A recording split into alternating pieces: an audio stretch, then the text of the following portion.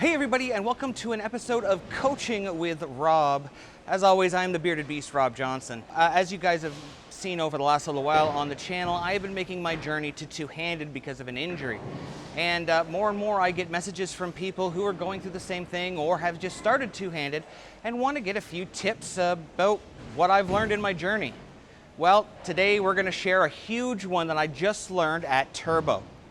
Now, over the last couple of years, I've been making my journey to two-handed, but before that, for more than 30 years, I was a one-handed bowler, and I had one-handed timing. So if you think about most of your one-handeds, especially as a five-stepper like myself, my timing was step push, or step push. For a four-step bowler, your hand and your foot move at the same time. But that's only for one-handed bowlers. And when I made my journey to two-handed, I took that timing with me. And it ended up causing more problems than I really thought it would. Now, I was lucky enough to go see Eric Kraus at Turbo. And with his guidance, one of the very first things that we noticed was my weight transfer being so early, it put my swing out of timing. My upper body and my lower body were so out of time that I had to constantly use a lot of muscle to get myself into a position where I could release the ball. It caused me to come over the top a lot. It caused me to lose a lot of ball speed because I was using more muscle to get the ball into timing rather than using it to explode at the end. And generally, it actually just caused me a lot of pain. I would get sore in my ribs and my bicep and my shoulder. And well, if I went to two-handed to get away from that from my one-handed, I didn't really want that from my two-handed. So what Eric showed me, and what I'll show you guys today, is that two-handed bowling is really just an exaggerated three-step drill. Now, if you think about your three-step drill, and I'm going to turn around here. If you think about your three-step drill, the ball goes out, and then you've got 1, 2, 3 to get it forward with both hands. We'll do that again to show you.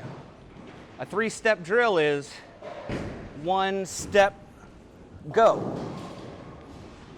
Well, if two-handed bowling is just an exaggerated three-step drill, then if I'm pushing on my second step, math, carry the Scott Steiner, 63 1/3 chances, well, that means that I'm a full step out of timing. So while my upper body is trying to do one-handed timing, my two-handed body is trying to catch up. So what we did was, we just went backwards from a three-step drill. So if my three-step drill is forward, down, step, release, well, a full approach would just be 1, 2 step release. This put my timing in a much better position rather than being having to bring my whole body through to create that power. And you can see already my shoulder is turning. I'll do it this way so you can see it. Rather than trying to create power, what I was doing was creating rotation so the ball would go down and snap as hard as it could. Now I'm in a high friction center already, so having that much hook down lane was not really that fortuitous. So I'm going to show you now my 5 steps in two-handed timing.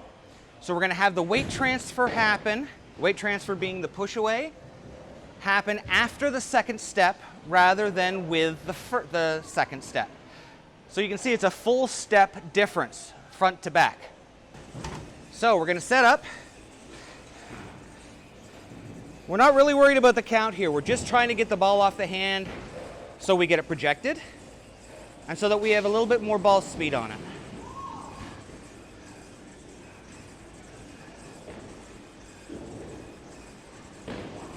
One, two, push.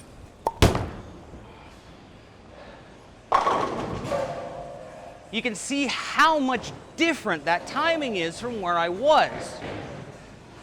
Just think about that from 1 push to 1-2 push, that's delaying my swing just that little bit more.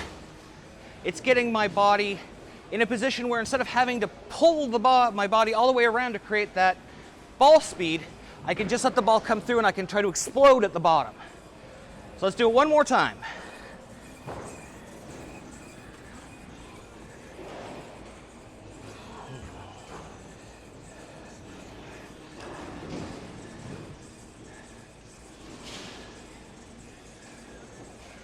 All right.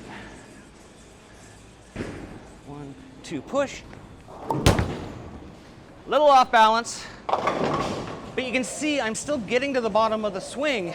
Even off balance, if I do something wrong, I've got enough things going right directionally and enough good timing, the ball still gets there, even if I throw a bad shot.